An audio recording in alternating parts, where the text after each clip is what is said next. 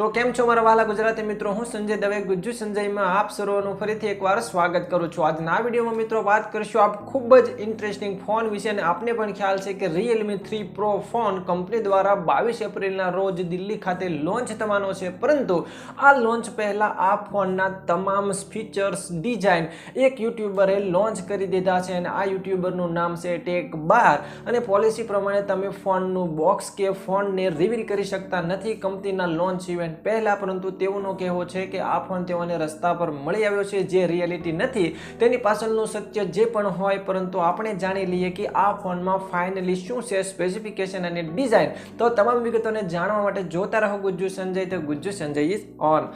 Video શરૂ કરતા પહેલા આપ સર્વ મિત્રોને ખાસ વિનંતી છે, જો હજી સુધી તમે આ ચેનલને સબસ્ક્રાઇબ નથી કરી તો જલ્દીથી કરી લો, કારણ કે અહીંયા તમને ખૂબ જ ઇન્ટરેસ્ટિંગ અને ટ્રસ્ટેબલ વિડીયો મળી જશે। તો સૌથી પહેલા મિત્રો વાત કરી લઈએ Realme 3 Pro ફોનના પ્રોસેસર અને પરફોર્મન્સ વિશે। તો આ ફોનમાં તમને સ્નેપડ્રેગન 710 નો સપોર્ટ મળી જશે। આ એક ઓક્ટા કોર પ્રોસેસર છે જે ખૂબ જ સારું પરફોર્મન્સ આપશે, જેમાં તમે આસફોલ 8 તેમજ PUBG ખૂબ જ સારા રેઝોલ્યુશનમાં રમી શકશો। ત્યારબાદ મિત્રો આ ફોનમાં જો GPU ની વાત કરીએ તો આ ફોનમાં 516 એડ્રીનોનું GPU જોવા મળશે, જે ખૂબ જ સારું એવું ગ્રાફિક રિઝોલ્યુશન તમને પ્રોવાઈડ કરશે। નેક્સ્ટ મિત્રો વાત કરી લઈએ આ ફોનના ડિસ્પ્લે ફીચર્સ વિશે। તો આ ફોનમાં જેમ Realme 3 માં ડિસ્પ્લે જોવા મળી હતી તેવી જ રીતે સેમ ડિઝાઇન જોવા મળશે, પરંતુ અહીંયા વાત કરી લઈએ ડિસ્પ્લેના સાઇઝ વિશે। તો આ ફોનમાં મિત્રો તમને 6.3 ઇંચની ડિસ્પ્લે જોવા મળશે, FHD પ્લસ ડિસ્પ્લે મળી જશે, અને તેની અંદર તમને વોટર ડ્રોપ નોચ ડિસ્પ્લે જોવા મળશે। આની સાથે સાથે એક ખૂબ જ સારું ફીચર્સ એ છે કે આ ફોનની ડિસ્પ્લેમાં તમને ગોરિલા ગ્લાસ 5 નું પ્રોટેક્શન મળી જશે। નેક્સ્ટ મિત્રો વાત કરી લઈએ આ ફોનના કેમેરા ફીચર્સ વિશે। તો આ ફોનમાં કેમેરો મેન હાઇલાઇટ ફીચર્સ ગણવામાં આવે છે, જે રિવ્યુ જોઈ રહ્યા છીએ, અને રિવ્યુમાં કહેવાયું છે કે આ ફોનનો કેમેરાનું રિઝલ્ટ ખૂબ જ સારું છે, અને બંને કેમેરા સારું રિઝલ્ટ ઇમેજ કેપ્ચર તેમજ વિડીયો કેપ્ચરમાં આપી રહ્યા છે। વાત કરી લઈએ કેમેરા વિશે, તો રિયરમાં તમને ડ્યુઅલ રિયર કેમેરા જોવા મળશે, જેમાં પ્રાઇમરી કેમેરો મિત્રો તમને 16 મેગાપિક્સલનો અને સેકન્ડરી કેમેરો 5 મેગાપિક્સલનો મળી જશે। જેમાં મિત્રો જે મેન પ્રાઇમરી કેમેરો છે 16 મેગાપિક્સલનો, તેમાં જે સેન્સરનો યુઝ કરવામાં આવ્યો છે તે છે સોની IMX સેન્સર, અને આ સેન્સર વિશે વાત કરીએ તો જે OnePlus 5T ના ફોન છે તે જે પ્રીમિયર શ્રેણીના ફોન ગણવામાં આવે છે, તો આ ફોનનો કેમેરા ફીચર્સ પણ સારા હોય છે, કેમેરાના રિઝલ્ટ પણ સારા હોય છે। તો આ સેન્સરની સાથે મિત્રો આ ફોનમાં તમે લો લાઇટ કન્ડિશનમાં ખૂબ જ સારું ફોટોગ્રાફ્સ ક્લિક કરી શકશો।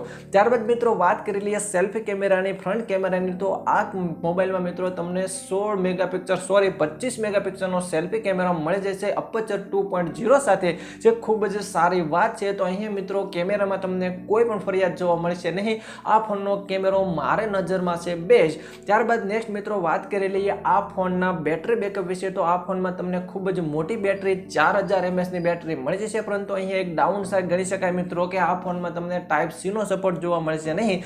ચાર્જિંગ માટે અહીં તમને કેબલ મળી જશે માઇક્રો USB ટુ USB। અહીંયા મિત્રો બીજું એક વાત એ છે કે અહીંયા તમને ફાસ્ટ ચાર્જિંગનો સપોર્ટ જોવા મળી જશે। અહીંયા એડપ્ટર તમને 5 વોલ્ટ 2 એમ્પિયરનો આપવામાં આવે છે, પરંતુ જો તમે ટાઈપ C લવર છો તો અહીંયા તમારા માટે થોડી નિરાશાજનક વાત છે, પરંતુ મિત્રો અહીંયા જે ચાર્જર છે તો ખૂબ જ ફાસ્ટ ગણી શકાય। થોડા જ સમયમાં તમને આ ફોન ફાસ્ટ ચાર્જિંગની મદદથી જલ્દીથી ચાર્જિંગ કરવામાં મદદ કરશે। ત્યારબાદ મિત્રો વાત કરી લઈએ આ ફોનના ઓપરેટિંગ સિસ્ટમ વિશે। તો આમાં કંપનીનું પોતાનું જ કલર OS 6.0 જોવા મળશે, અને તે બેઝ હશે Android 9 Pie ઉપર, જે ખૂબ જ સારી વાત છે। ત્યાર પછી મિત્રો વાત કરી લઈએ આ ફોનના ફીચર્સ અને સિક્યુરિટી ફીચર્સ વિશે। તો આ ફોનમાં રિયરમાં તમને ફિંગરપ્રિન્ટ સેન્સરનો સપોર્ટ જોવા મળી જશે, અને સાથે સાથે તમે ફેસ અનલોક સિસ્ટમને પણ સારી રીતે યુઝ કરી શકશો। અહીંયા તમને પણ ખ્યાલ છે કે ફેસ અનલોક સિસ્ટમ ઘણી વખત પ્રોપરલી કામ કરતું નથી, પરંતુ ફિંગરપ્રિન્ટ સેન્સર ખૂબ જ સારી રીતે વર્ક કરે છે। ત્યારબાદ મિત્રો વાત કરી લઈએ આ ફોનના એડિશનલ ફીચર્સ વિશે। તો એડિશનલમાં મિત્રો તમને બ્લૂટૂથ 5.0 મળી જશે, અને તેની સાથે સાથે વાઈફાઈ પણ 5.0 નો સપોર્ટ મળી જશે। ત્યારબાદ NPC અથવા NCP નું જે સેન્સર છે તેને મૂકીને આ ફોનમાં તમને તમામ સેન્સરો જોવા મળશે। આ સિવાય નીચેની સાઈડ તમને 3.5 mm ઓડિયો જેકનો સપોર્ટ મળી જશે। ત્યારબાદ મિત્રો જો આ ફોનના ફિઝિકલી ઓવરવ્યૂ વિશે વાત કરીએ, બિલ્ડ ક્વોલિટી વિશે વાત કરીએ, તો સેમ Realme 3 જેવી તમને પ્લાસ્ટિક બેક બોડી જોવા મળશે। તેની સાથે સાથે તમને જે વોલ્યુમ અપ અને ડાઉન રોકર કી છે તે લેફ્ટ સાઈડમાં જોવા મળી જશે, રાઈટ સાઈડમાં તમને પાવર ઓન ઓફ સ્વિચ, અને તેની સાથે જો આ ફોનમાં સિમ કાર્ડ ટ્રે વિશે વાત કરીએ તો આ ફોનમાં મને તે પણ એક ખૂબ જ સારી સારી વાત લાગી છે, આ ફોનમાં તમને ડેડિકેટેડ સિમ કાર્ડ સ્લોટનો સપોર્ટ જોવા મળી જશે, મતલબ કે આ ફોનમાં તમને એકી સાથે dual sim card plus memory કાર્ડનો યુઝ કરી શકશો.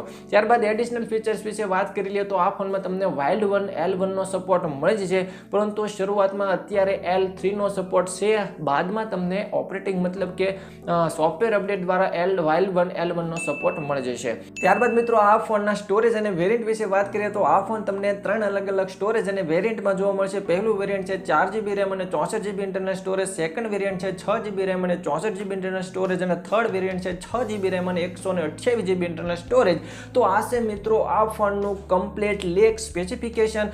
હજી આ ફોન 22 તારીખે કંપની દ્વારા દિલ્હીમાં લોન્ચ કરવામાં આવ્યો છે, પરંતુ તે પહેલા તેની સાથે થઈ ચૂક્યું છે એક સરપ્રાઇઝ ગિફ્ટ જે તેની માટે થોડું નુકસાનદાયક છે. પરંતુ વાત કરી લઈએ મારા પર્સનલ ઓપિનિયનની કે આ ફોન તમારે લેવો જોઈએ અથવા તો લેવો જોઈએ Redmi Note 7 Pro. તો અહીંયા મિત્રો આ ફોનની જે મને ડાઉન સાઇડ લાગી તેની વિશે વાત કરી લઈએ તો આ ફોનમાં તમને માઇક્રો USB ચાર્જરનો સપોર્ટ મતલબ કે પિન જોવા મળશે, પરંતુ તેની કમ્પેરિઝનમાં Redmi Note 7 Pro માં ટાઈપ C નો સપોર્ટ જોવા મળશે. તેની સાથે સાથે જો ડિઝાઇન અને બિલ્ડ ક્વોલિટી વિશે વાત કરીએ તો Redmi Note 7 Pro ફોન જે છે આખો બેક ગ્લાસ ડિઝાઇન સાથે આવે છે, સ્લિમ ડિઝાઇન છે, જોવામાં ખૂબ જ પ્રીમિયર લાગે છે, પરંતુ તેની સરખામણીમાં જે Realme 3 Pro છે તેની ડિઝાઇન મને થોડી ડાઉન કહી શકાય. અહીંયા ડિઝાઇન થોડી થિકનેસ જાડી છે અને જે બેક પેનલ છે તે પ્લાસ્ટિક બોડી સાથે છે, પરંતુ તેની સાથે સાથે અહીંયા મિત્રો જો પ્રોસેસર અને પરફોર્મન્સ વિશે વાત કરીએ તો તેવું કહેવાય રહ્યું છે કે Redmi Note 7 Pro માં જે પ્રોસેસરનો યુઝ કરવામાં આવ્યો હતો 675, તેની સરખામણીમાં આ જે પ્રોસેસર છે તે 710 થોડું નબળું ગણાય, પરંતુ સાઇડ બાય સાઇડ કમ્પેરિઝનમાં તમને કોઈ પણ ફરક જણાશે નહીં. તો આ છે મિત્રો મારા પર્સનલી ઓપિનિયન. જો મારા પર્સનલી ઓપિનિયનની વાત કરીએ તો આમાંથી મારે જો પસંદ કરવો હોય ફોન, તો જો વધારે પ્રાયોરિટી કેમેરાની હોય, બેટરીની હોય અને ફાસ્ટ ચાર્જિંગની હોય તો હું જઈશ મિત્રો Realme 3 Pro સાથે, પરંતુ મારી પ્રાયોરિટી સારા પ્રોસેસરની. મતલબ આમ તો બંને ફોનમાં પ્રોસેસર સેમ જ કહી શકાય, પરંતુ થોડી બિલ્ડ ક્વોલિટી અને ડિઝાઇન અને તેની સાથે સાથે ટાઈપ C નો સપોર્ટ, અને હું જો કંપની લાઈક કરતો હોઉં, MI નો હું ફેન હોઉં, તો હું જવાનું પસંદ કરીશ Redmi Note 7 Pro ફોન સાથે. તો આ છે મિત્રો આજનો મારો આ રિવ્યૂ અને ઓપિનિયન. જો આ વિડીયો તમને ગમ્યો હોય તો આ વિડીયોને લાઈક કરવાનું, શેર કરવાનું અને ચેનલને સબસ્ક્રાઇબ કરવાનું ભૂલશો નહીં. સાથે સાથે આ વિડીયો વિશે તમારા કોઈ પણ હોય સવાલ કે અભિપ્રાય તો વિડીયોની નીચે કોમેન્ટ બોક્સમાં તમે મને જણાવવાનું ભૂલશો નહીં.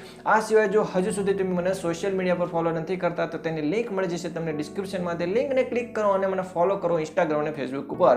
તો આજના આ વિડીયો મિત્રો બસ એટલું જ. ફરી મળશું આવા જ નવા ઇન્ટરેસ્ટિંગ વિડીયો સાથે. ત્યાં સુધી રજા આપશો. જય જય ગરવી ગુજરાત.